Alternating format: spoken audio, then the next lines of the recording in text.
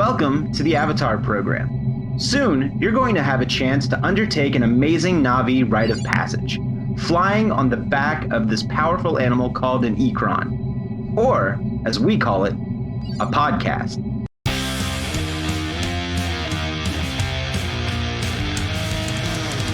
There are thousands of Disney podcasts on the internet, and this is one of them. I'm Jake. I'm Josh. I'm Jordan. And you're listening to... Mutineers!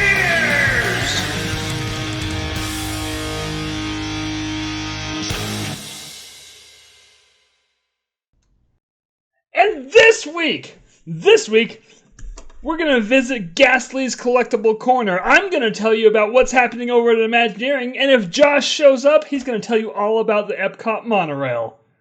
That's how it's done, Josh. Well, the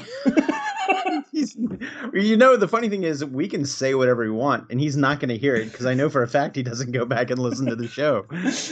Josh is like Amish podcast person. What? Nothing against the Amish. It's just... Wait, no, go back. Explain yourself. Because you can make fun of the Amish on the internet. They're not going to find out. Not that I would, because I would never. But if I did, it would be about Josh. Like, I'm pretty sure the Amish have the internet. No, they don't. Wait, right. We're the one... Buddy, it's the 21st century. Right, but...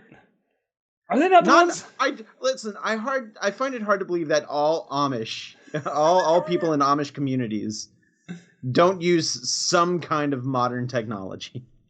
Okay, well, here next week or so, we're going to Skype one in. Okay. We'll find out. and I guess this is how we're going to start this episode. For those of you listening and or watching, yeah, Josh isn't here yet.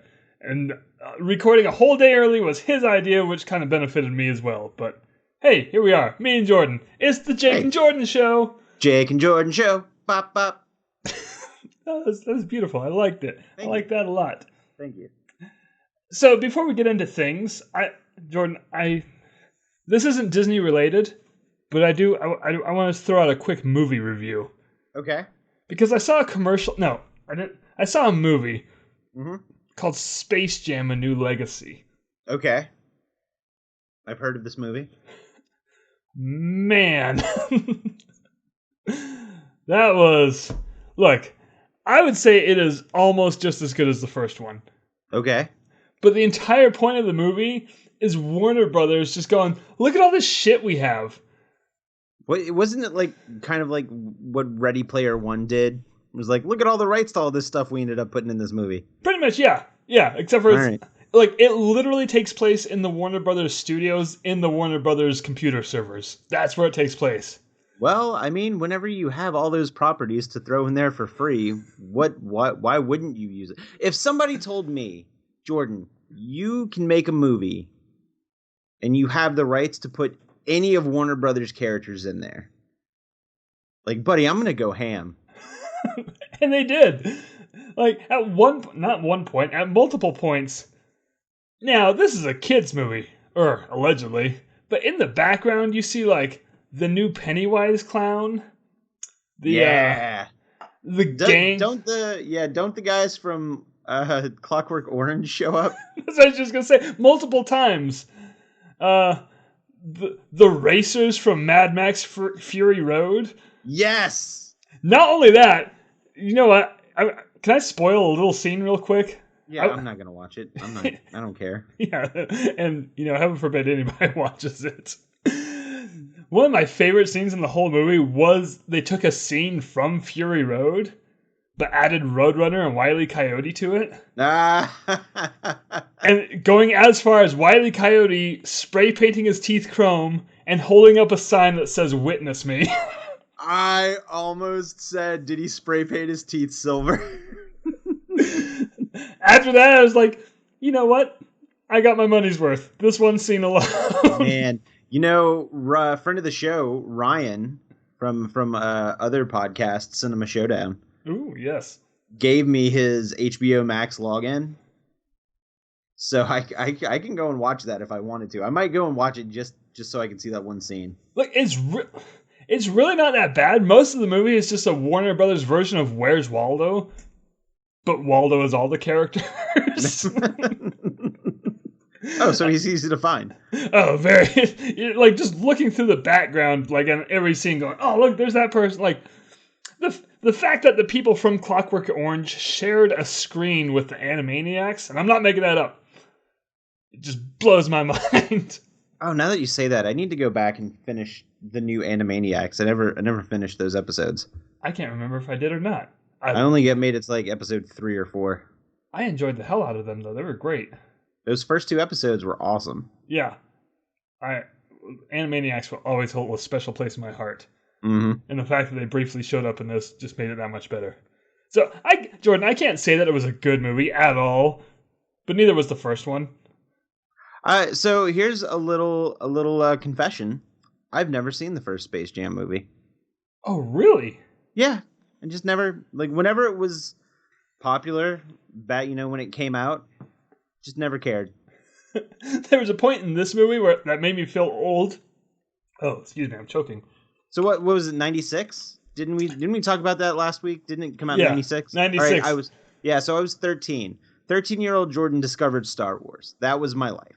Oh, you know what? Then you get a pass.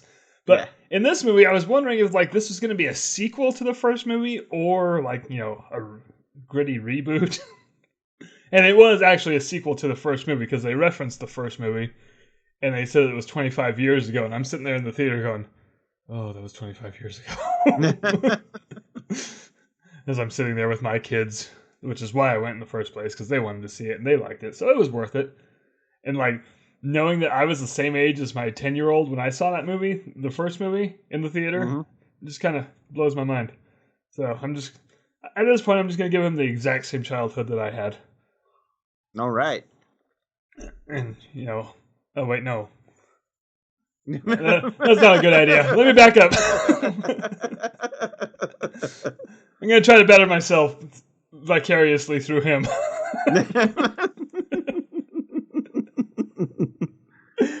That's healthy, right? Sure. Yay! So, yeah, that's my weekend update. I went out on a toy hunt today with some friends. Yes. And I filmed it for a vlog. So hopefully that vlog will be up sometime this week. Maybe. So look for that in 2 weeks. Yeah. Yeah. And I bought a few things. One of the things I bought, I wasn't even expecting to buy. And it ended up being the coolest fucking thing I picked up. And I hate the fact that I bought it. And I hate the fact that I like it so much. And it's this Power Rangers toy. It's one of the monsters from the early Power Rangers show. And the only reason I got it is because it's a giant Sphinx. Yeah. And I was like, oh, that's cool because I'll put it with my mythology books. And it'll just look like a badass mythological creature. And it was a $30 toy that was on sale for $15. And I'm gonna be damned if the design and the engineering of this figure is not badass. And it looks like a pretty hefty figure too. Like it was a big figure. All right, so you're no stranger to the Marvel Legends figures. You have a few, right? Yeah. You see how articulated they are, right? They have the double elbow bend, they have the double knee bend, they've got the thigh swivel, they have the ankle rockers and the ankle rocker joints. They have the wrist rocker and swivel, and they have the head swivel. This one not only has ankle rockers, but it has ankle pivots and ankle swivels. That's what? 3 ankle joints. And it has, the Marvel Legends have the ab crunch. Uh-huh. Yeah, this has ab crunch and a torso swivel. So you can get, like, really cool dynamic poses out of it. And he comes with a couple different sets of hands, and his wings are hinged, and his tail is, like... It's way cooler than it fucking deserves to be. Like, it has no reason to be this cool, but it is. And I only spent $15 on it, which is $5 less than a Marvel Legend figure. What toy company made it? It's Hasbro. It's Hasbro? It's Hasbro. Hasbro has we're gonna talk about Hasbro a little bit later, but Hasbro has like the rights to all of our fucking childhood. The only thing that's super popular right now that Hasbro I feel doesn't have the rights to, excuse me, I'm hiccuping, is wrestling figures. What's the other thing? Damn it. Oh, Masters of the Universe. And I think that's it. I think that because Hasbro has Transformers, Hasbro has Marvel, Hasbro has G.I. Joe, Hasbro has Ghostbusters, Hasbro has Power Rangers, Hasbro has they own the rights to D&D, so they're making like D&D stuff. Oh, they made a Drizzt figure. Because didn't they buy Wizards of the Coast? I think so. So Magic too, then. Yeah, so they have Magic the Gathering, which I'm kind of thinking about getting back into. Look, I know we've been talking about this off and on over the past year. That there is an online version, Jordan. So yeah, listen, I know, but I saw one of the sets that had come out during my my time away from Magic the Gathering. Is a Norse themed set, so they have like Vikings and Valkyries and shit. And I want to see it. Yeah, well, I saw a set that was Godzilla themed. Ikoria. I could be playing Magic the Gathering and throw down a damn Ghidorah. Mm-hmm. Oh, Hasbro does not have the rights to Godzilla, do they? No. But they do have Star Wars and Nerf. Man. Yeah. You know what?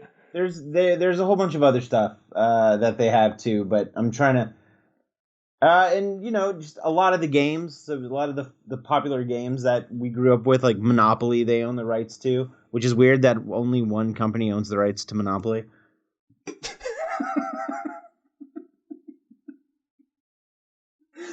Holy shit, that joke works so well. That might be the greatest joke of all time. But they have tons of or they also have the rights to Fortnite. So what the hell? It's the Hasbro has the rights to everything we grew up with the exception of Masters of the Universe. Oh, they don't. I guess they don't have Jurassic Park. I guess that's Jurassic Park, Masters of the Universe, and the WWE figures are Mattel. And then the only other wrestling figures that are super popular right now are the All Elite wrestling figures, and that's done by Jazzwares. So I kind of forgot Mattel existed. When you said that Hasbro didn't do Jurassic Park, I was like, are you sure? Who does it then? There you go. Yeah. And so I haven't bought any of the figures, but the Jurassic Park Amber collection, they look pretty good. Yeah, they're kind of like the Marvel Legends versions of those characters. Yeah, which is about as good as I'm going to get with the Jurassic Park world. Mm-hmm. So, have you not bought any of those? I thought you were going to. I was going to, and then I think what had happened is the Star Wars Black Series announced some new things. I was like, no, I'm going to get that. Oh yeah. So, I know that you were buying a couple of those NECA figures, the Godzilla NECA figures. So bad news. I don't know if you heard this, but they lost the rights. What? So so they're not going to be making any more. The rights reverted back to Toho. Shit. Did Bandai lose their rights too? Because that I don't know. Bandai has some pretty good Godzilla figures, but they're way more expensive than the NECA ones. I was really bummed that they lost the rights because I was kind of hoping to get one, and I missed my window of opportunity. So I was going to get the Mothra Godzilla figure, and I slept on it and I missed out. So all right, well, I'm glad I got the ones that I like absolutely wanted. Like I got the King of the Monsters Godzilla, which I guess could also double as the Godzilla vs. Kong Godzilla. I got the original one from the 1954. I got Godzilla, Shin Godzilla, and then the GMK one from Godzilla Mothra, King Ghidorah, something monster. The one with the really long title. But those are the ones I really wanted, and I got those, so I'm feeling pretty good about that. And hey, as long as we're talking about toys and action figures and collectibles, that goes right into our first topic. But first, Jordan, let's talk some Disney. Let's talk some Disney!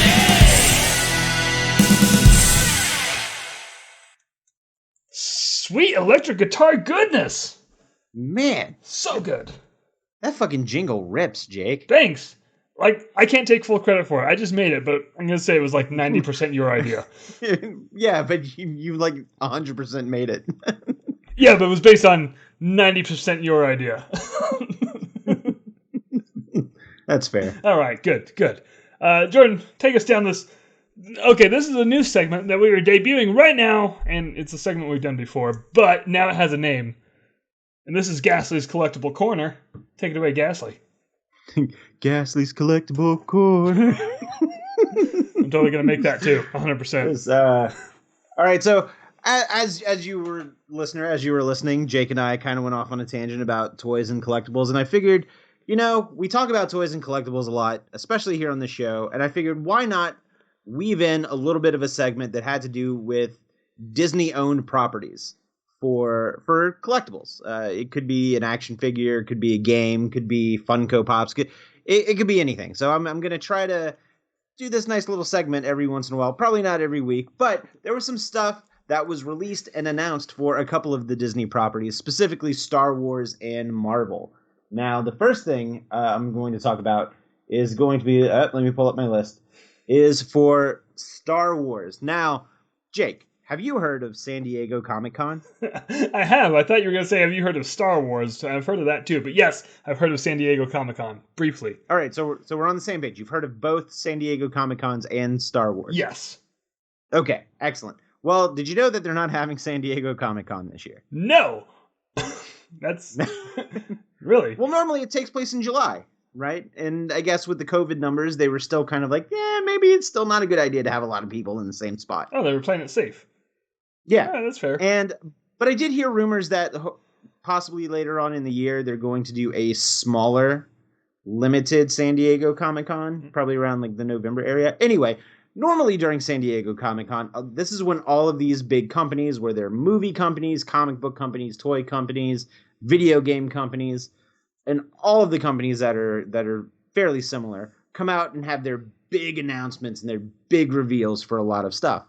And with toys, this is kind of where a lot of the toy announcements come from. And because it's a big convention, sometimes these toy companies offer exclusives that you can only really get when you go to Comic-Con. This is what makes them really special and highly sought out by collectors. Well, because it's not going on like that, the toy companies kind of had a little bit of a different idea of what they would do for not only exclusives, but they're actually kind of throwing some bones to some fans. So a lot of these big retailers, specifically Target, likes to do a big lead up to Comic-Con, and they like to do some like action figure reveals on their own website. And this year was a little bit different because they don't really have a lot of exclusives, or at least they're not getting any kind of exclusives. As of right now, there's no news that they will get exclusives. But Target, every day for the last 2 weeks, has been doing a little bit of an action figure reveal or an action figure announcement. So it started Monday of last week, and I can't remember what started it off. I think the first day they had announced some specific Batman figures, and then the next day was like some Funko Pops. But one of the days, they announced some Star Wars figures were actually getting a reissue. Now, Jake, you've been to Galaxy's Edge, right? Yes, I have. Back in September of last year, Galaxy's Edge, or Star Wars Galaxy's Edge and Target teamed up together, and they released some special Star Wars Black Series figures of the characters you see in Galaxy's Edge. Specifically, DJ Rex from the Cantina,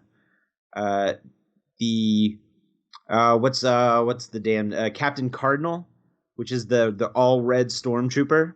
If you've read the Black Spire Outpost book, his name is Archex, but he goes by Captain Cardinal. And then also there was a Hondo Onaka figure, since he was the animatronic in Smuggler's Run. And then also, hold on, let me back up a bit. So they announced a reissue of the Hondo Onaka figure from the Galaxy's Edge because he was highly sought after and hard to find when he came out back in September. But they also are reissuing the Mandalorian and the Child 2-pack, which came out in December, which was a Target exclusive. I actually ordered both of those figures, and I had ordered them on a Thursday, and they showed up on a Saturday. So it was a quick shipping turnaround. But anyway, Wait, they can I pause you for a second? Yeah, go for it. Just I tried to order that the Mandalorian and the child, Yeah, and like right when they, the minute that it was open for orders, I missed out Yeah. on it. They were gone. It was like 45 seconds. They were out. So really? yeah, this already makes me happy. So continue. Okay, so they reissued the Hondo Onaka. They reissued the Mando and Child 2-pack, and then they reissued the Luke and Stormtrooper Black Series. Luke and Stormtrooper armor action figure for the Black Series. So those are 3 Star Wars figures that they had announced because of this big San Diego Comic-Con lead up. But then they also announced a few reissues of some Marvel Legends figures. Now, do you remember that Gambit figure that I sent you? Yes. Yep, so he's getting a reissue. Ooh. The Rogue figure that came out with it is getting a reissue. Do I have that one too? You do not. Oh. I don't know. Wait, I don't. Oh. How do I know? No. You said Rogue, I heard Storm. I don't know why. Yeah, I sent you a Storm. Yeah, I have the Storm. I do not have Rogue. Right. And then there were a couple Spider-Man reissue figures that were coming out. So unfortunately, it's not the Spider-Man figure that you've been looking for. Oh. The one with just the retro Spider-Man. But it is a retro... there's the Cyborg Spider-Man, and then there's a negative Spider-Man, which is just has inverted colors. Oh, that sounds cool. He's like black and white, I think, is what it is. So he looks like a film negative. So those are all getting reissued for, I think it was like $20, $22 via the Target website. But quite possibly the biggest collectible news that has anything to do with the Disney property, and whenever I say big, I mean big in more ways than one. Jake, I don't know why I said that. I don't know why I said it like that.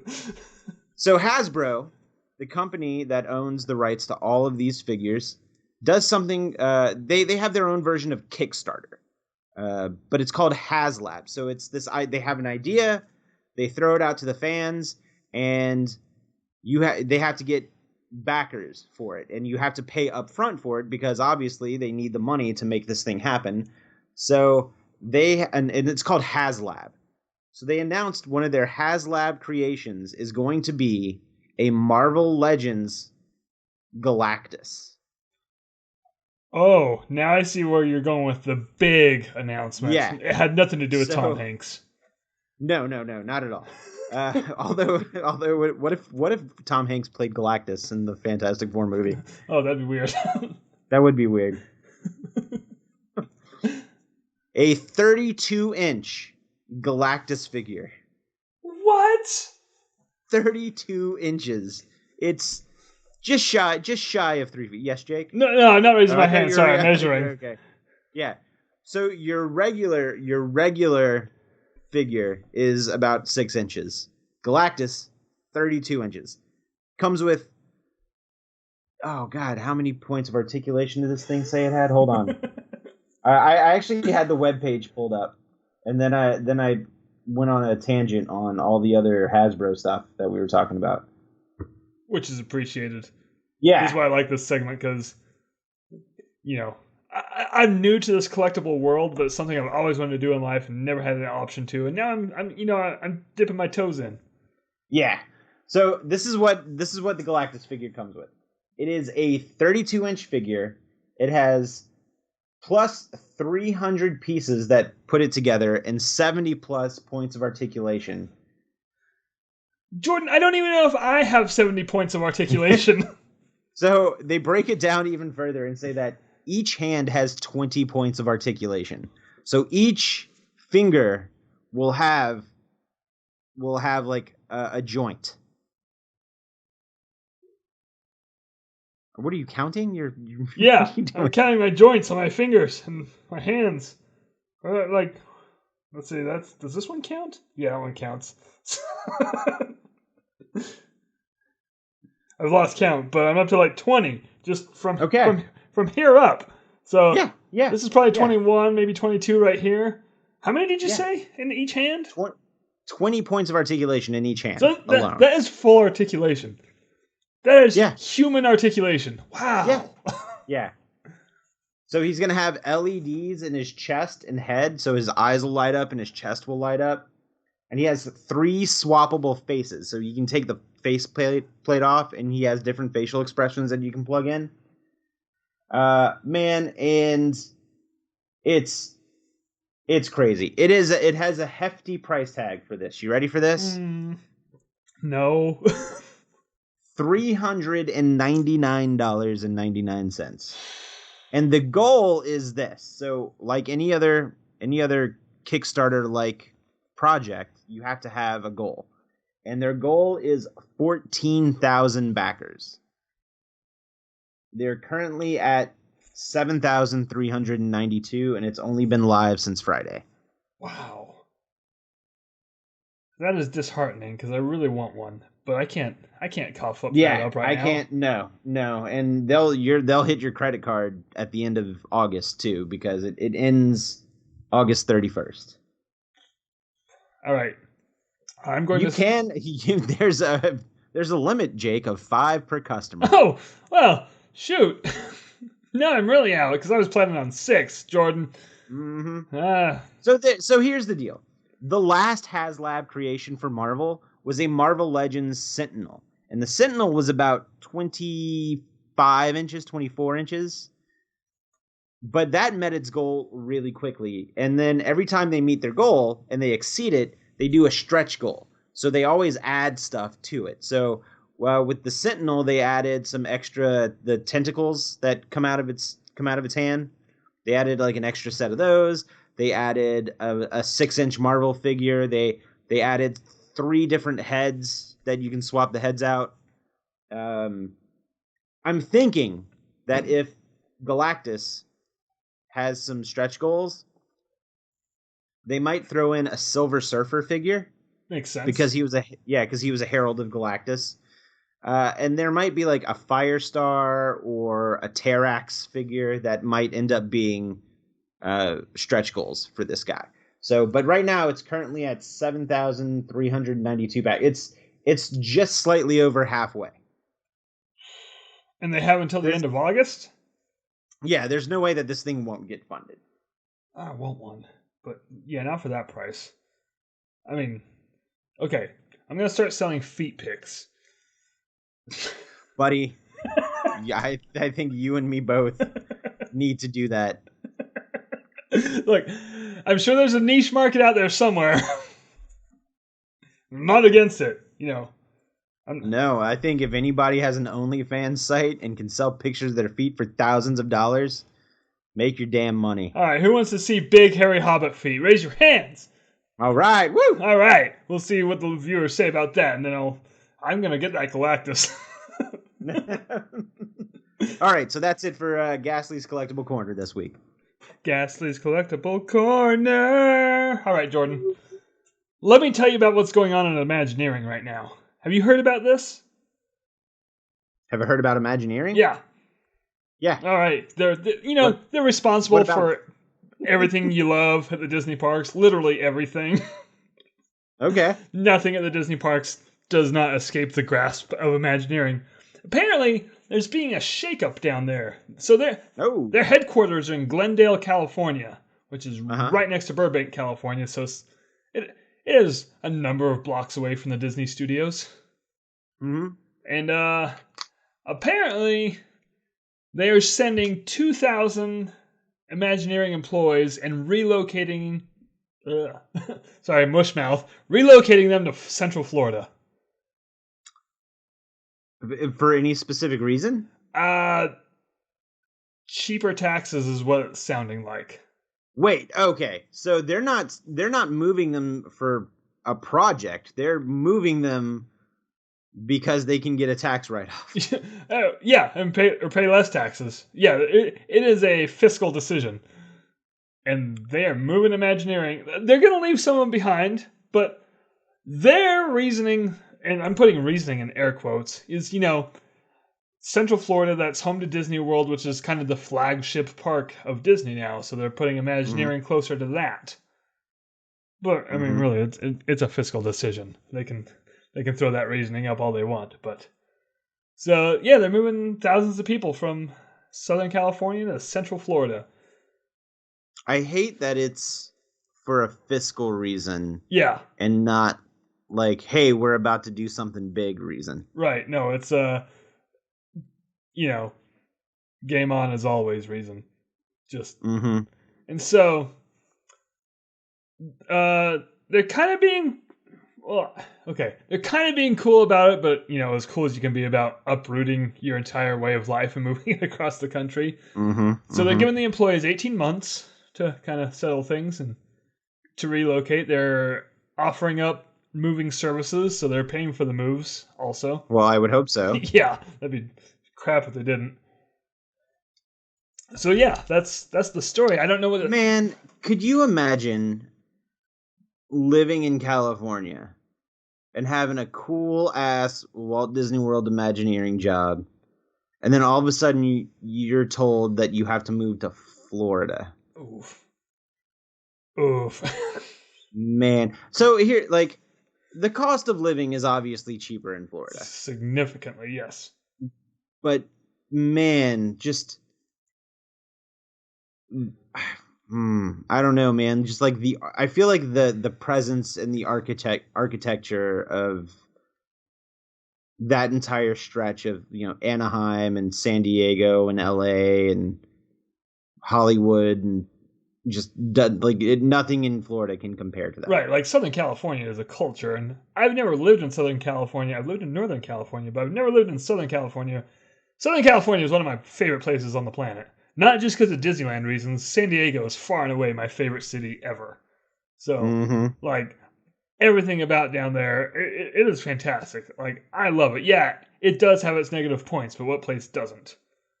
And being in Utah right now...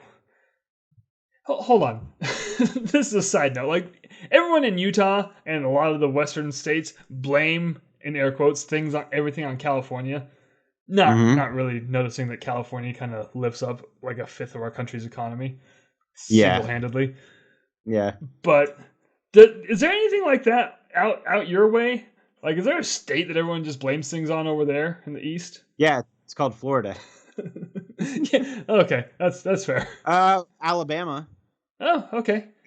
Alabama catches its fair share of crap, and rightfully so. There's a couple of hidden gems in Alabama, but for the most part, it's all the criticisms are fair.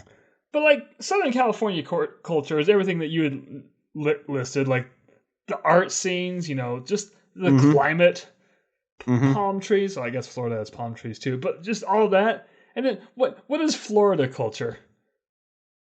Like meth? I think you're right. I think Florida culture is Florida, man. Yeah.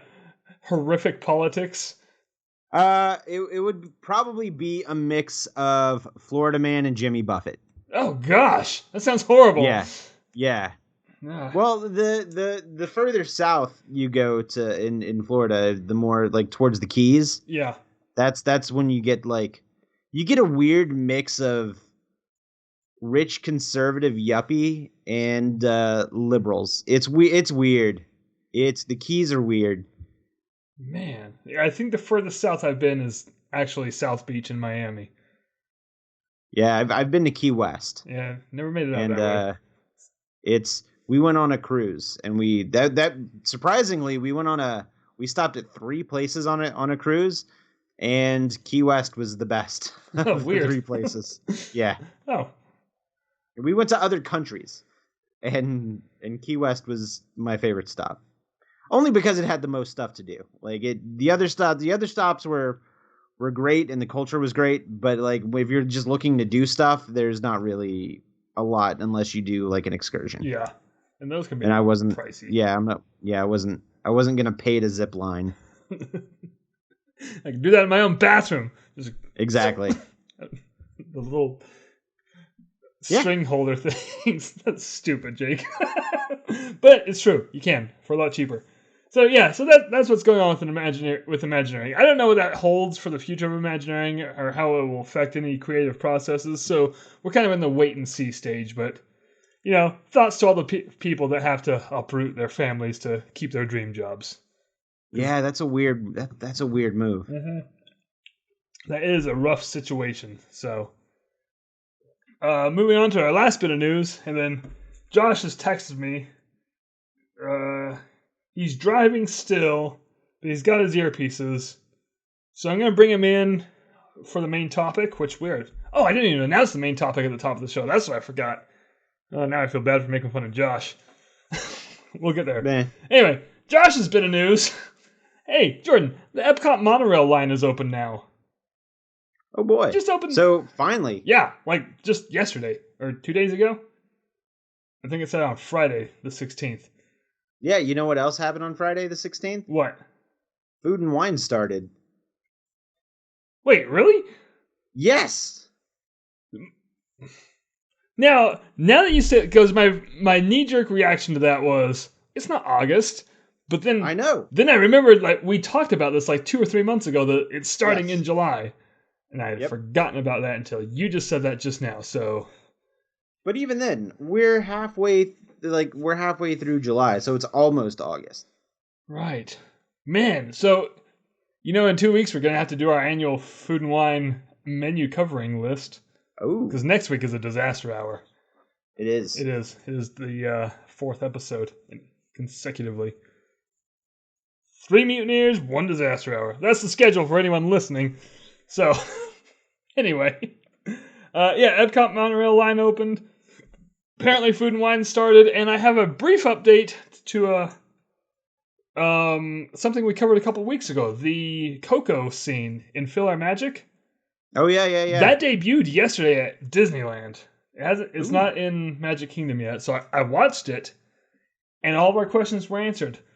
The scene that it replaced, it didn't replace anything. They just added it. They shoehorned it in. Okay. So it takes place right after the Lion King scene. Okay. Which normally, after the Lion King scene, it would go into the Tinkerbell Peter Pan scene. But now it goes straight into the Coco scene. And it is fantastic having Donald Duck trying to get the sorcerer's hat, during the whole Poco Loco song and dance number. And then from there, it goes into the Tinkerbell Peter Pan scene. They didn't cut anything. They just made it longer. And I kind of respect that. So people were complaining that we get more stuff. Yeah. Okay. Yeah. Nothing got the axe. I was excited about that. So, anyway, that was my update on Josh's news.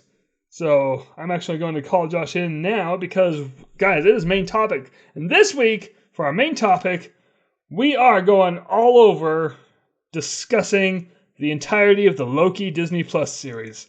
And there will be spoilers, so if you haven't finished it yet, duck out now. All in. You ready for this, Jordan? All right, Josh, you ready for this? I was really hoping he would answer in time for me to ask that. Ask what? I did. If you were ready for this. Uh-huh. Okay, because we're going to talk about Loki right now. Ooh, good. I like this. All right, can you talk a little bit louder by any chance?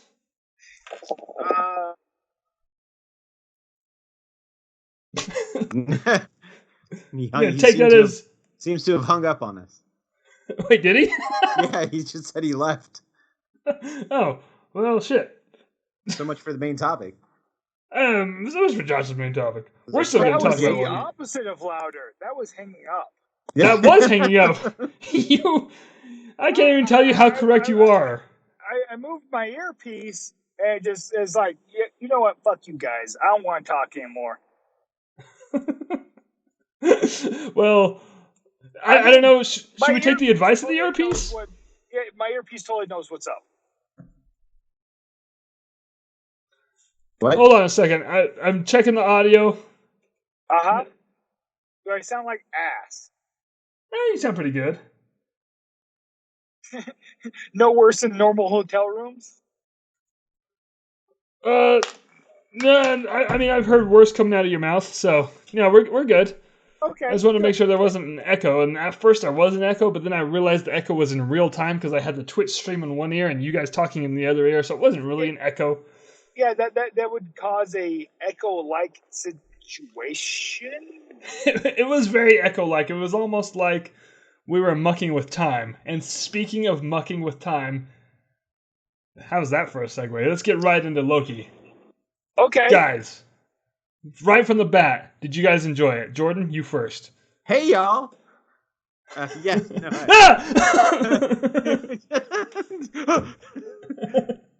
Who just said, hey, y'all? That was What Miss Minutes. that? Oh. Okay. No, that makes sense now. Yeah, Jordan did a fantastic Miss Minutes. yeah, I sounded just like her. I thought we had Tara Strong on the show. I mean, you say potato, I say fuck you. Nobody said potato. We said, hey, y'all. Also, what? Nobody compared anything to anything else. This is a good point. No. You totally compared you to Miss Minutes. Yes. No, I said it was Miss Minutes. I never said it was me. Oh, but it was obvious it was you. Was it? No. Yeah. No, it totally was.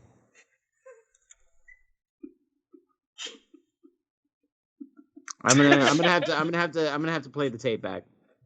All right. Oh, we got a guy on that. Rewind it. Hey, Oh, I'm sorry. That was your line, Jake. you don't summon Giuseppe. How dare you?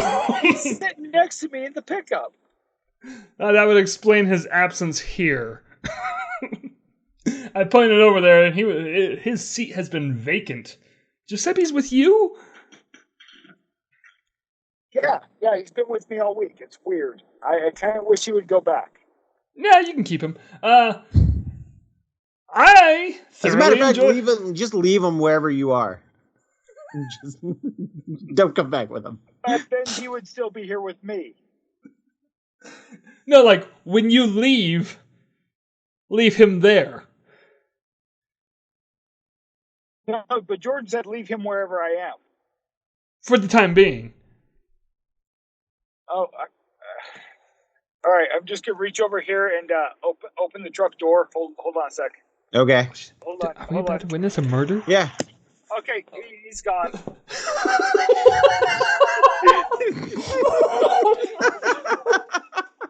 Josh just fucking yeeted Giuseppe out of his car. Wait, I needed that. No, he's all right. He tucked and rolled. We'll just start walking back home, I guess. All right, well, over the next couple of weeks, we will keep you guys updated on Giuseppe's whereabouts. Back to Loki. Jordan, don't you dare be happy about this. I'm ecstatic. I can tell, and that makes me uncomfortable. Josh, how did you like Loki? Dude, I so far, like, out of the 3 Marvel series that we've had so far, I'm gonna put Loki at the top. Really? Yeah, I really enjoyed it. Like, man, it was just entertaining. It was suspenseful. It was really weird to see Loki fall in love with himself. But it made sense. No, it totally made sense. Also, the Sylvie. Hey, Josh, you're cutting out real bad. Oof. Yeah. I don't even know if he's there. Josh, are you even still there? We can't hear you, buddy. All right. Josh, I'm going to have to mute you, and then I'm going to text you. I was wondering. I'm not even sure you can hear us. Josh, can you hear us? Yes, I thought you muted me. Oh, no. You just told me you were going to mute me. I should have. No, you two go ahead. I'm about to go down a hill. My signal will get better, so I'll go last. All right, that's fair. All right. Yeah. Josh, ladies and gentlemen. Anyway. Get your helicopter out of here. It's my chopper. All right, back to you, Duncan. How'd you like it? All right, so I don't think it's my favorite of the 3. I think Man, I have a hard time choosing which is my favorite of the three because I like them all for completely different reasons. But I'm still pretty partial to WandaVision, specifically. I agree with that, actually. But the other day, somebody asked me the same question, and my answer was Falcon and Winter Soldier. And then when I thought about it, I went back to WandaVision. And then now I'm thinking about it. I'm like, no, maybe it is. So I really don't know. I like them both for... I'm just going to say WandaVision. I think WandaVision was the bravest. Like, it took the biggest risk just because it was batshit crazy weird, and none of us had any idea what to expect out of it. Right. Well, with WandaVision, I gotta say, it was a one-off. It's not leading into anything else as far as I can see. Well, it leads directly into Doctor Strange and the Multiverse of Madness. Well, but I feel like Loki's going on there as well. Yes, But, no, I mean, they created the multiverse, yeah. Yeah, I mean, Loki was the diving board for what's coming next. Oh, yeah, totally. And then I feel like, obviously, Falcon Winter Soldier is going into the next Captain America. Yes. Is that what it's going to be actually called? We don't know for sure yet. I mean, at the end of the show, it said Captain America and the Winter Soldier, but you can't call it that because we had a movie called Captain America: The Winter Soldier. So Yeah. So let's backtrack a little bit. Yeah. So the first show that was supposed to come out was Falcon and the Winter Soldier. That was supposed to come out in the fall. Oh, really? Yeah, that one was supposed to come out in like September, October. And then it was supposed to be WandaVision, and then it was going to be Loki. So theoretically, if we can also throw in a film to this, Black Widow was supposed to be out in May of last year. Then we were supposed to get Then we were supposed to get Then we were supposed to get Falcon and the Winter Soldier. Then we were supposed to get WandaVision. Then we were supposed to get Loki.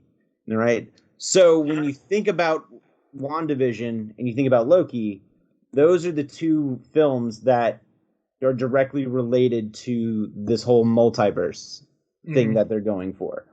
So those two were probably supposed to air fairly closer to one another.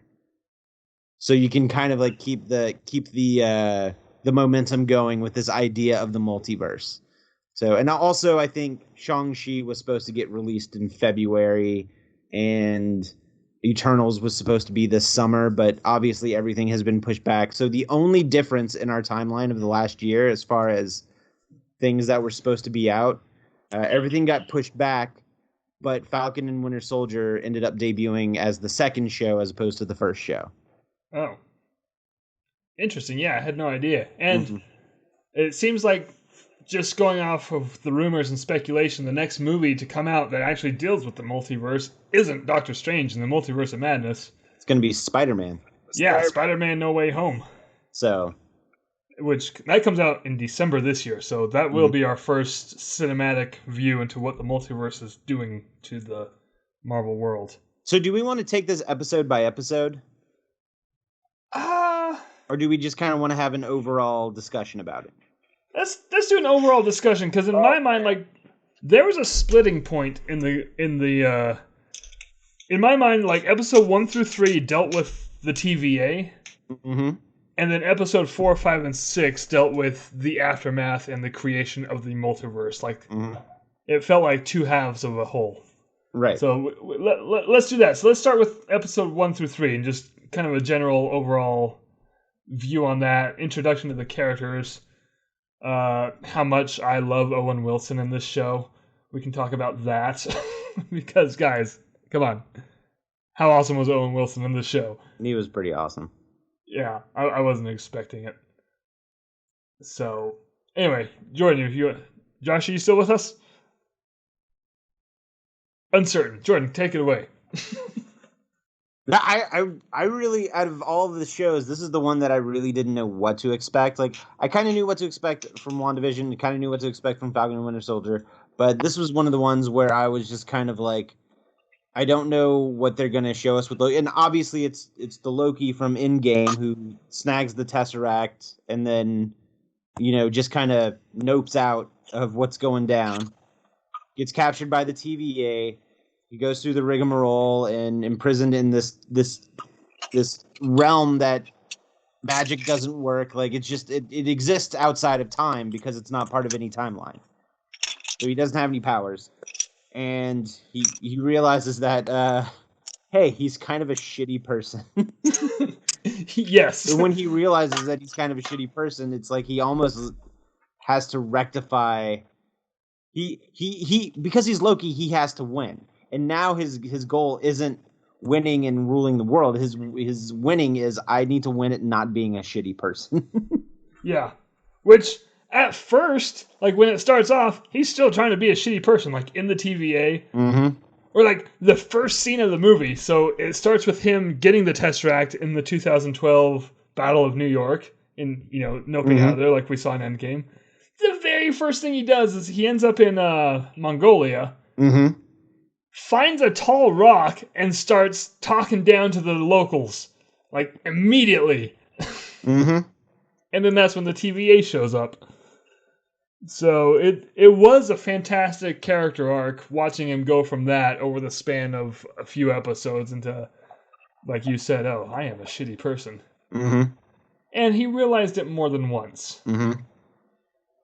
And the key moments, like in that thread of thought, the key moments that stuck out to that was the time loop that they sent him into with Lady Sif, which I was really happy to see Lady Sif show up again. Yeah, that was fun. I don't think we've seen her since Thor: The Dark World. We saw her in an episode of Agents of S.H.I.E.L.D. Oh, that's right. Yeah. I never watched Agents of S.H.I.E.L.D., but I knew she was in that. It wasn't that great. I never finished it, but I remember it was good, but then it got not good. Yeah, I made it through like half of season 1. Oh. And I made it a little bit further. I made it through almost the end of season 2. So outside of that, Lady Sif hasn't shown up since The Dark World in the movies. We're also introduced to the whole idea of the TVA and the time variance authority and the sprouting timelines from the sacred timeline, and how the TVA keeps all of the timelines in check, so there's not any more fracturing of timelines. And it, if I continue to explain it, it's going to get very, very confusing very quick, so I'll leave it at that. So, but what's that?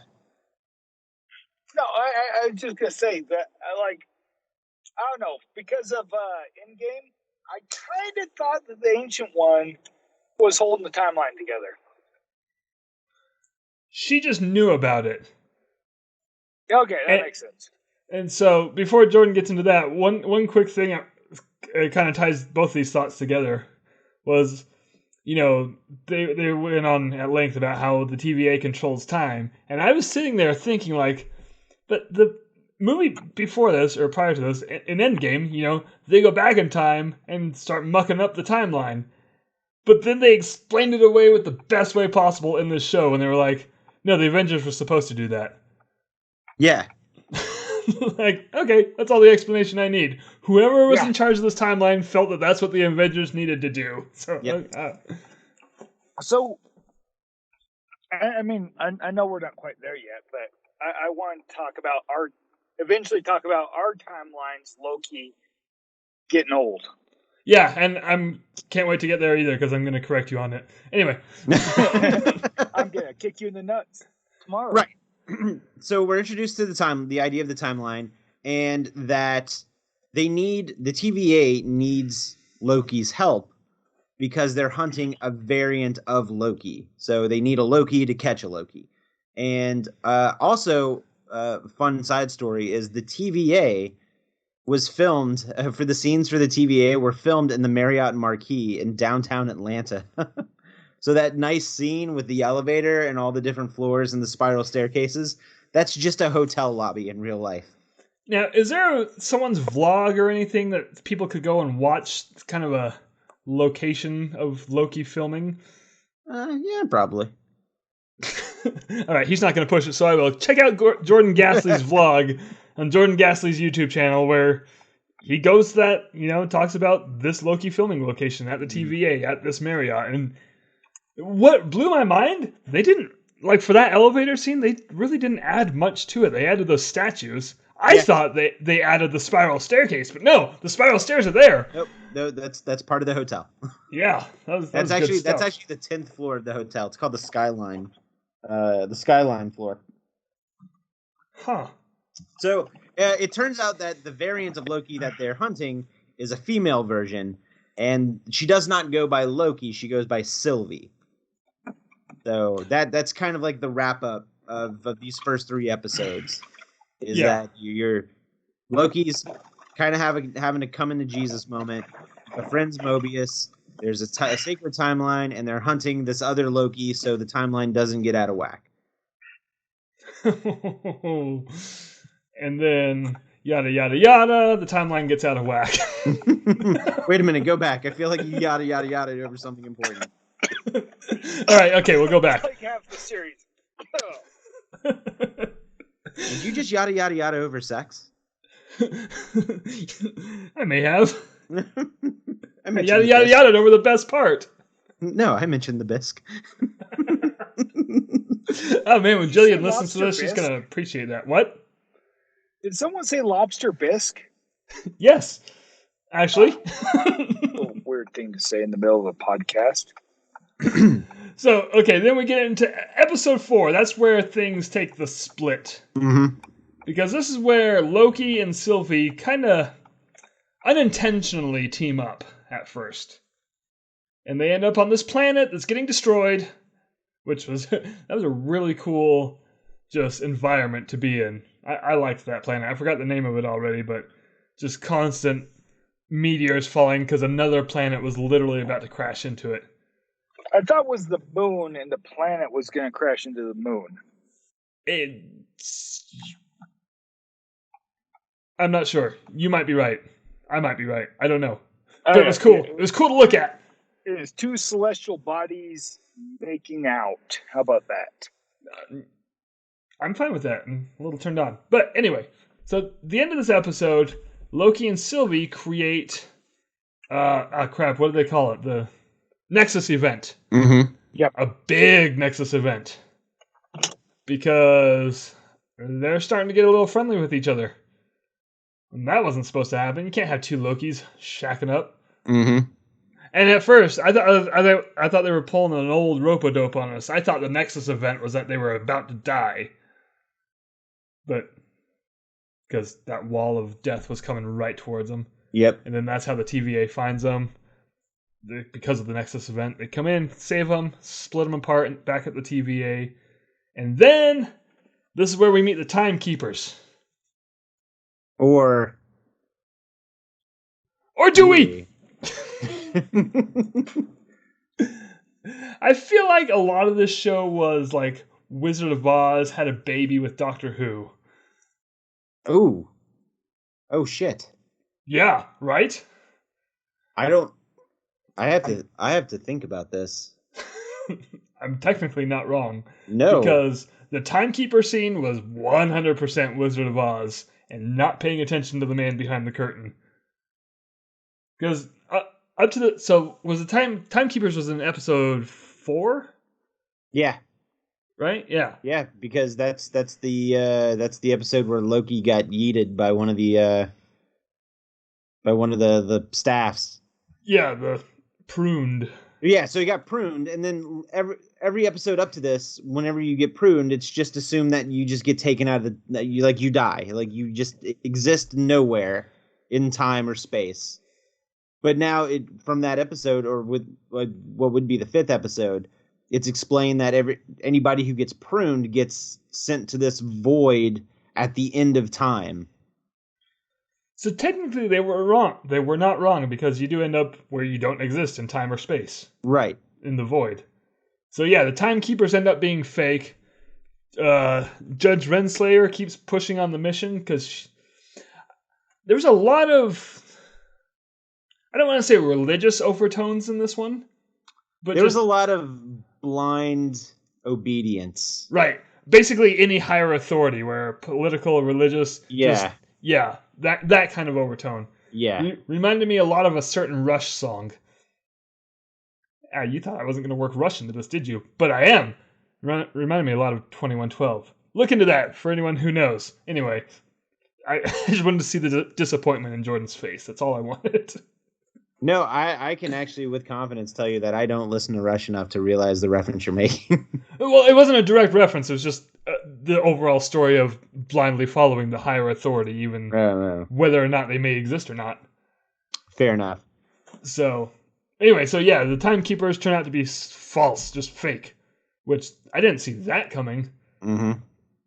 Because Jordan, I don't know much about the timekeepers in the comics. They are real timekeepers in the comics, right? I don't know, because this is all this Avengers and timekeepy stuff is out of my comics wheelhouse. Yeah. I was much more an X-Men guy growing up, so I never really touched base on all the time and space and other realities type stuff. Yeah, I was kind of the same. Like, by default, I was more into the just the everyday happenings of the superheroes, not into the weird branches that they took. Mm-hmm. A lot of X-Men, a lot of Spider-Man. So, yeah, I was in the same wheelhouse, so I'm not sure either about this.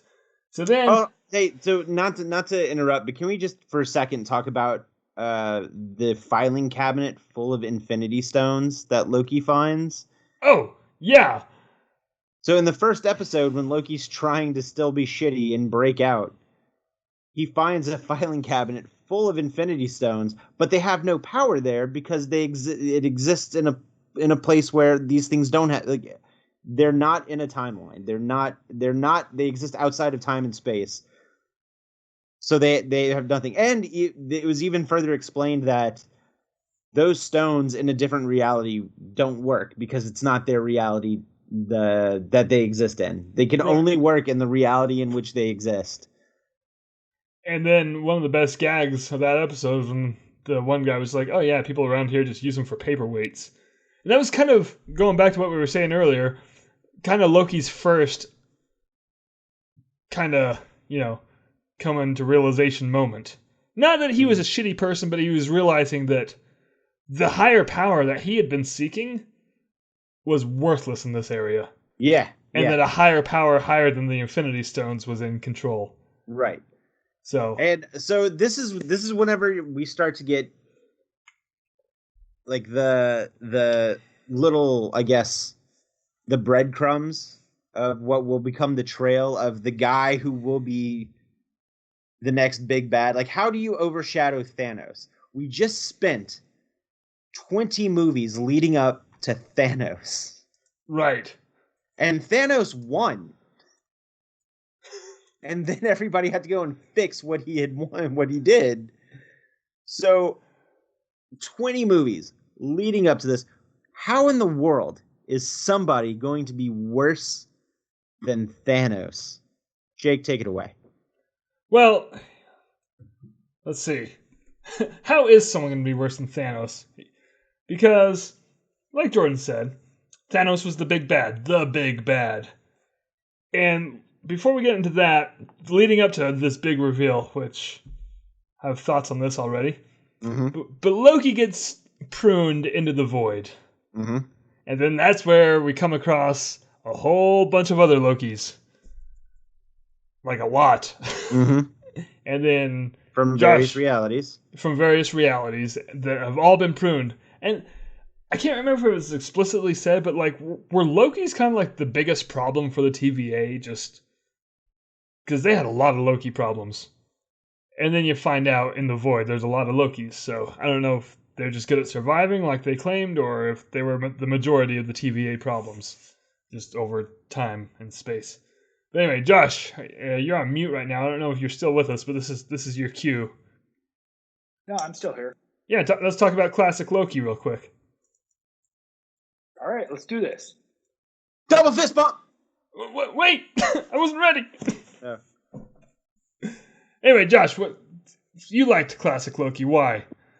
I like Richard Grant. Okay, that's fair. And I don't know. I mean, the story that I picked up, and I haven't had time to go back and watch any episodes over, but the story I picked up was that he was the Loki that got choked out by Thanos and faked his own death, and went and head out on a rock somewhere.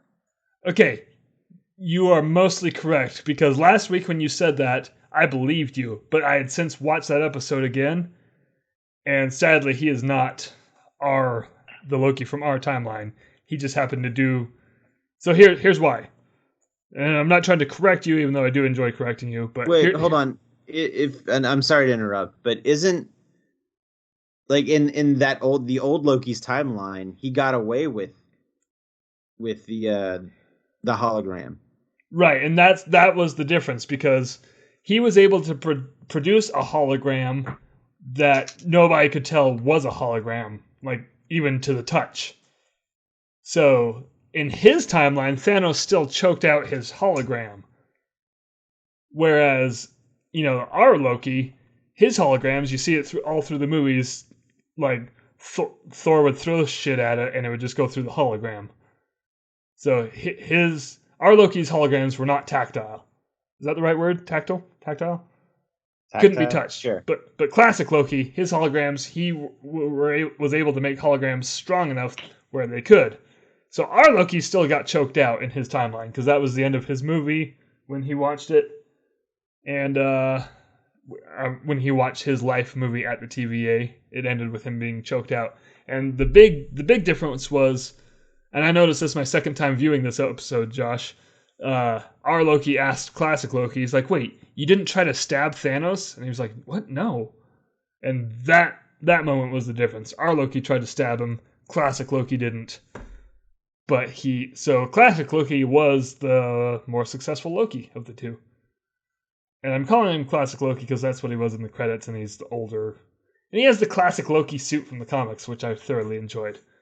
So, but Josh, you're still totally 100% allowed to like him. And then we do. Yeah, see... I mean, I've literally seen Richard Grant in like 3 things now. I've seen him in 2. But yeah, I just think he's a kind of a badass actor. Yeah, so the 2 things I've seen Richard Grant in are Loki and then The Rise of Skywalker. And right. You have not watched LA Story yet, I take since it. I was 6. Yeah, no, I've not seen that. Yeah, no, you should go back and watch that.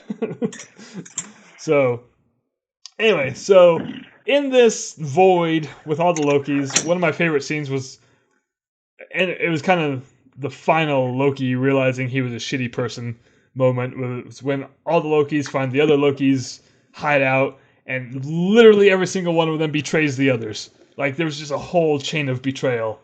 And our Loki was just watching it like, come on. And that was kind of his last moment. Anyway, then our Loki, Sylvie, classic Loki, and Kid Loki, and I guess technically Alligator Loki, set out to kill this big... Yes? I was going to say, we're forgetting Alligator Loki. He was the most badass Loki.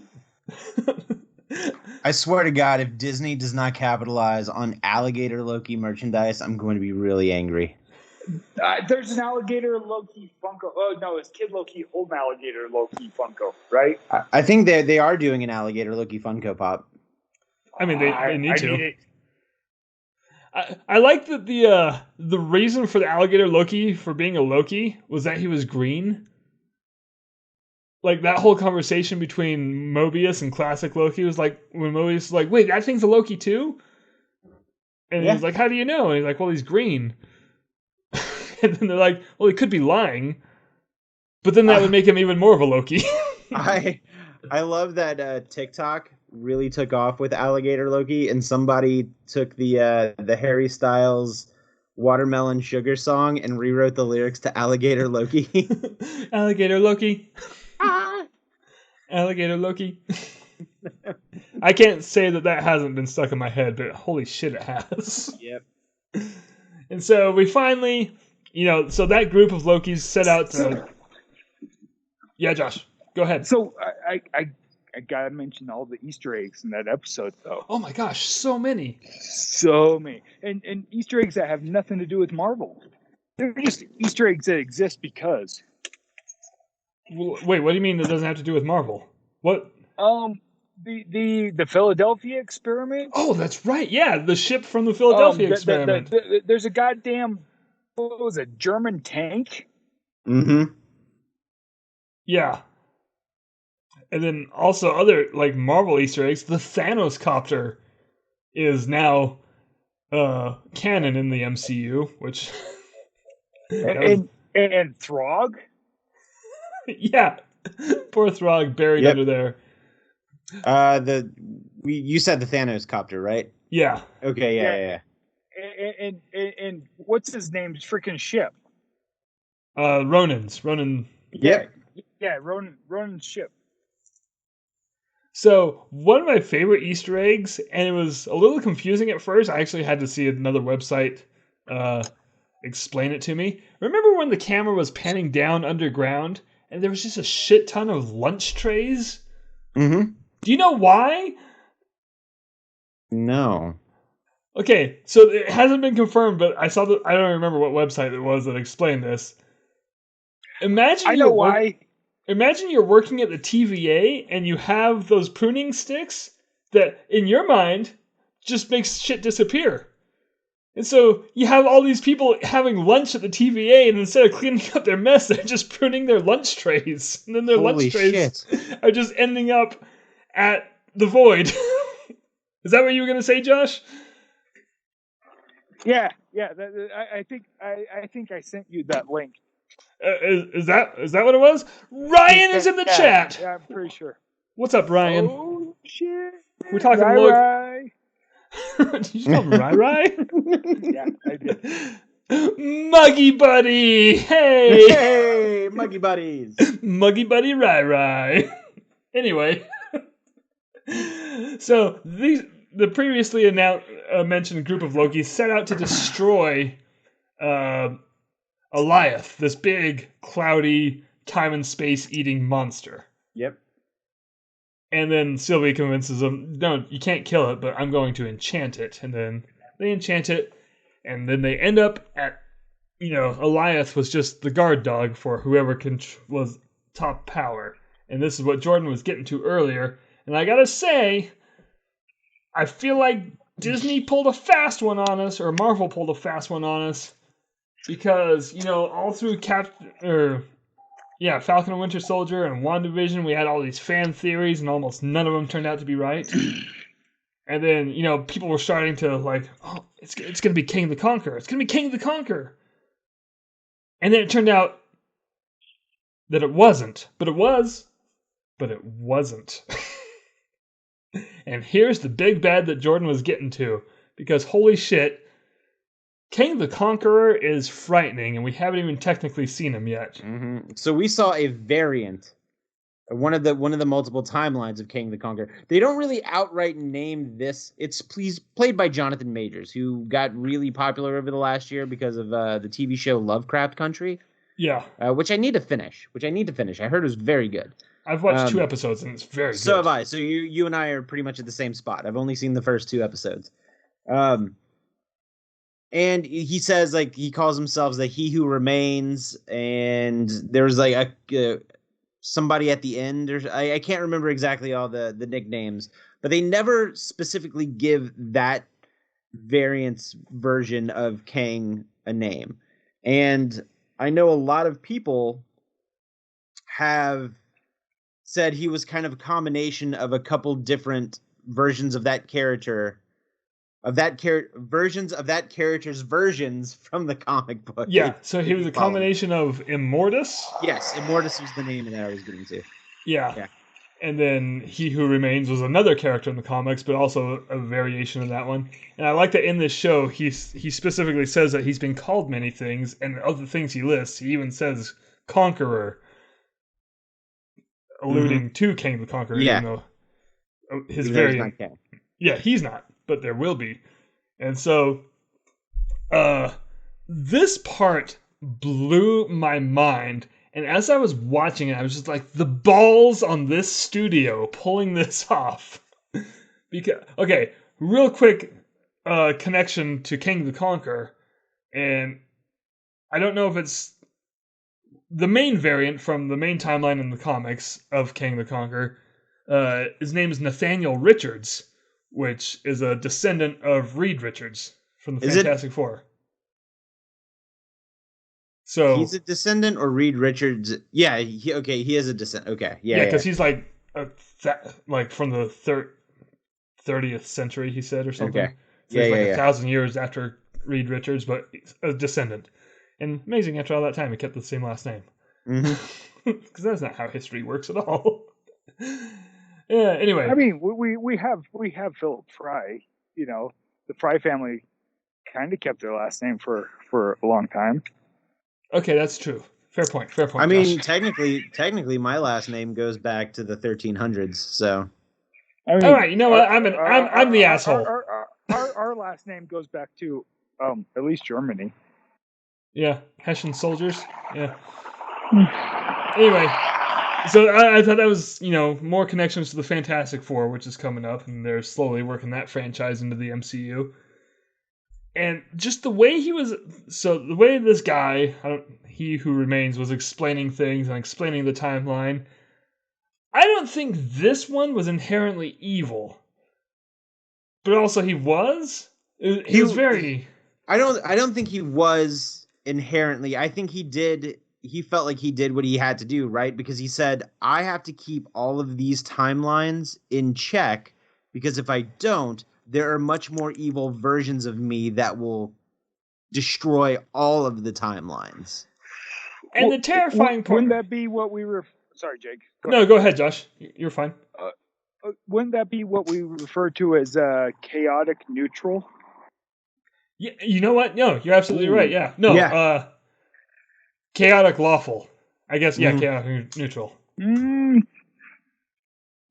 You're right. Okay. No. That's fair. Yeah, I mean... I could kind of maybe on that line. I mean, Jordan was right. Split the difference here. Yeah. Jordan was right in that, he did what he felt he had to do. But the terrifying part was, he didn't say there was going to be many more evil versions of him. He said an infinite amount. Yeah. And... think about this. The question is, who's worse than Thanos? And it's apparently one guy, but multiplied by infinity. Yeah. So the multiverse, like the whole multiverse theory, I'm in a fucking parking lot, like yelling about the multiverse theory right now. The multiverse theory is like every fucking conscious decision you make, there is infinite numbers of you making a different decision from that point. And from them, there's also an infinite number of you making a different decision from that point. So it's like fucking turtles all the way down. I'm glad that you ended that with that. Yes, you're not wrong. Turtles all the way down. And then, what? Hold on, guys. We are being raided by Tiki Goon and his raiding party right now. Did you say rated or rated? Raided. What's up, Morgan? Thank you for joining us. Like with a D or a T? With a D. Oh. Yeah, guys, we're talking Loki over here. We're about to wrap this up. You can't raid a Viking. It just that's my job. No, Josh, this is a good thing. This is a fantastic thing. Fine. Just let him raid us. This is great. Fine. Apparently they were talking Loki too. Good. So you guys, I hope yours was spoilerific, because ours is spoilerific. If you don't want to be spoiled, cover your ears and hum right now, because we're at the end of it. Not that kind of spoiled. Pampered Josh. And spoiled. Okay, me and Jordan are going to talk Loki. I just want to be loved. I need everyone else to pamper Josh. Just sensual touching. He really likes it on the nape of his neck. I don't know why I know that. Just trust me. Well, anyway, why is my neck naked now? It's weird. I mean, it is, but I mean, never mind. I'll be over here. So anyway, yeah, back to what Jordan was saying. What's worse than one Thanos? Infinite this guys. Which poses the question: if there's infinite Kangs, then there will also possibly be infinite Thani. Thanoses. Tennessee. Thanosin. Many moose and Thanosin in the woodsin. In the woodses. Many much Thanoses. Right. So what happens if in the next, I don't know, 20 Marvel films that come out, we have to fight Thanos again? Or like, I made this joke earlier. You guys have played the game Double Dragon, right? For the NES. Yeah, I wasn't expecting that, but yes. Okay. So do you remember at like the end of the first level of Double Dragon, you fought this one dude who was like 2 or 3 times the size of all the other guys in Double Dragon? With the round pumpkin face? Yeah. Ugly son of a bitch. Yeah, and it was kind of implied that he was the final boss of that level. Right. Well, then like 2 or 3 levels later, he just pops up in the middle of he's not the final boss, he just pops up in the middle of the level, and you're like, what the fuck is this guy doing here? So you have to beat him in the middle of the level, and then a couple levels later, 2 of them show up in the middle of the level. You're like, whoa, hold on, you were a final boss at one point in time. Now I'm just fighting 2 of you as regular enemies. Like, what happens if that's Thanos? Like, what happens if we have to fight like 2 more Thanoses in the midst of these next 20 films, and it's just like Thanos has been downgraded to just like the low level thug of the like the Marvel universe, where he's like the henchman of Kang. As long as we get to see him in a Thanos copter, I'll one of them. But no, you're absolutely right, and that's what I was thinking. Like the Pandora's box that this opened for, like dead characters that we loved, they don't have to be dead anymore. Granted, it'll be different. Like we could get another Tony Stark. Mm-hmm. But, I mean, this Tony Stark from a different reality could be a complete... I was going to say complete asshole, but our Tony Stark was kind of a complete asshole. Yep. We could get a nice Tony Stark. How weird would that be? Mm-hmm. And, like, it just completely opens up all sorts of possibilities. And as I was watching this, I didn't even have to visualize it. You could see the timelines outside of this castle branching off and... just timelines branching off of timelines. Just chaos all over. So many possibilities that are opening up to this, and I don't know how. I want to know how the Eternals are going to handle this podcast. That's everybody. That was the official podcast of the podcast. Yep. And, Stella, do you have any thoughts on Loki?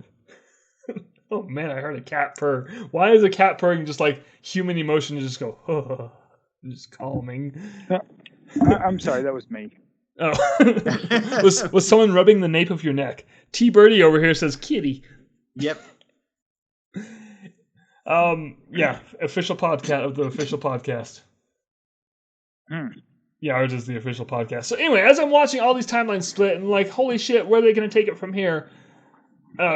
Just prior to this, because Sylvie had sent Loki back in time, but send him back to the TVA. Right, sent him back to the TVA, but after the timelines had started splitting, and then... So, hold on. I think we didn't do a good enough... job explaining that Sylvie wants to kill this guy for basically it's a revenge story. Right. Like, for taking her timeline away from her, she wants to kill the dude who's in charge of the TVA. Loki realizes, hey, if we kill this dude, it could lead to much worse ramifications. You might have to just live with not getting revenge. Right. Sylvie didn't want any of that, obviously, because she's a Loki. Yes. And our Loki was kind of the odd one out because he had all these moments where he realized he was a shitty person, and this is kind of the culmination of his shitty personness and realizing that. And she hadn't realized that, and she just wanted that revenge. And then, in total Loki-ness, she didn't trust him because she thought she was going to betray her. But he wasn't. He just wanted to talk it out just for a second and see what was really going to happen. Where, in her mind... technically, she wouldn't have been wrong because every Loki ever has betrayed the person they're with. So why would this moment be any different? It was a really heavy just ending of this episode. Just trust being thrown out the door, not knowing what's going on, and then we get that final scene back at the TVA. Right, so Loki shows up at the TVA, and he's running around looking for Mobius, looking for somebody to help. Finds Mobius. Jake, what happens? Mobius has no idea who this guy is, meaning Loki. Mm-hmm. He's like, "Who are you? What's your name? Can we get boots on the ground down here?" And I'm sitting there watching it going, "What the what? Why? They're best friends." And then the camera pans up the Marriott elevators to not 3 statues of timekeepers, but 1 statue of Kang the Conqueror, allegedly. Yeah. But I feel like that's a pretty safe bet. That was probably my favorite scene in the entire show. Like, out of all the episodes, like, that cliffhanger scene was a fucking chef's kiss to leave this for the show to end on. Do think so. Go ahead, Josh. Oh no, go ahead. I'll throw it in at the end. Okay, so something about that scene that really stood out to me, and I don't know why it wasn't a bigger red flag than it was Loki's running around frantically trying to find Mobius. He sees Mobius and he assumes that it's Mobius from his own timeline. And then, well, the response was, because remember, Mobius had just gone back to the TVA. Right? He had been yeeted into the void, just went back to the TVA, and he didn't know if he was going to see Loki again. So whenever Loki yells Mobius just turns around and goes, "What?" And it wasn't a, "Oh my God, Loki, you're still alive." It was, "What?" And then that's like whenever Loki turned around and saw the 1 statue of Kang, I was like, oh, that Mobius didn't react. Yeah, I didn't even realize that until just now. My mind was blown from the statue of Kang. And then fade to black. Like, that's the last scene that we get. And I just sat there, jaw hanging open, going, what? Where are they going to go with this? And then we get that glorious announcement that Loki will return in season 2. Which... All right, and now that's what I wanted to mention. Okay, what's up? So I wasn't expecting that at all. I was expecting it to be one and done, just like WandaVision and Falcon Winter Soldier. That's what I was expecting too. Mm-hmm. So they pulled a Book of Boba Fett on us. Right? So yeah, that's where we're at now. So the next time, as we mentioned before, the next time, as far as we know, that we will see the multiverse is in Spider-Man No Way Home, allegedly. You know, a lot of rumors. I have a feeling that now that... Wait. That's got to be the name of the movie now. Spider-Man No Way Home, allegedly. But it's okay, because Spider-Man 4 is going to be Spider-Man Home Alone, and it's just Spider-Man defending Avengers Tower. Spider-Man. Yeah, he's just defending the Avengers campus from the Sinister Six, using booby traps and stuff. I want this to be a thing. I want this. Why this needs to be an actual movie in the Marvel canon. How awesome would that be? I would love that. I would lose my shit if that movie existed. But anyway, what I was going to say is now that, Loki is ending and people are wrapping up on this series, my prediction is within the next week or two, we're going to get the trailer for No Way Home. They kind of pulled the same thing with us on Endgame. Like, they didn't really release the Far From Home trailer until Endgame was out and people had seen it, because a lot of Far From Home had to do with the ending of Endgame. So that's my prediction from here on out. So in 3 weeks we'll find out if I was right or wrong. And that was my final thoughts. Anyone else have any final thoughts? I'm just happy to be here.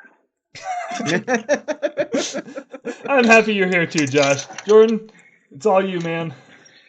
What? Final thoughts. Oh. I'm looking forward to the multiverse. I'm actually, you know what? The one movie that this has me really looking forward to is I'm super psyched for Shang-Chi. I'm super psyched for the Eternals. I really am really psyched for Doctor Strange. I have a feeling that will it's a Doctor Strange film that's going to be a horror film directed by Sam Raimi. This is easily going to knock something out of my top 5 for sure. Yeah, no, I'm super excited. What, Josh? I have a couple of thoughts on that. Okay. I was really expecting Doctor Strange to show up in Loki at some point. And I gotta be honest, I'm a little disappointed that didn't happen. Well, Loki might show up in Doctor Strange. Well, now I'm happy again. Yeah, you just got your names mixed up. But at the same time, I'm kind of excited to see Bruce Campbell back in the Marvel Universe. That's the crazy thing, because supposedly in Spider-Man No Way Home, we're going to get Sam Raimi's Spider-Man in there. Yeah. And then this can just branch off into a Bruce Campbell multiverse. And we're going to get the freaking Beast, too. Or whatever it's called. The car? Sam Raimi's car. Oh, yeah. So, yeah, I'm excited to see where this goes from here on out. And we will keep you updated on every mention of any multiversal happenings and goings on from now on. So, that does it for the Mickey Mutineers podcast this week. Stay tuned next week where we will be doing a Mutineer Disaster Hour. I really like Josh's idea.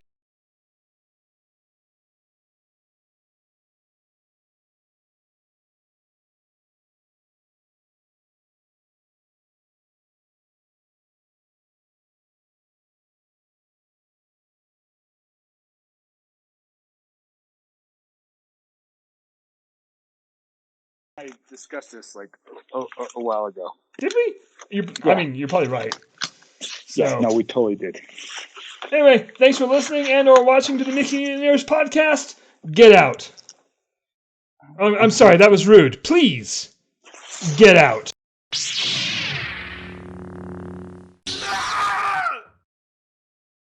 You just told me you were going to mute me. I should have.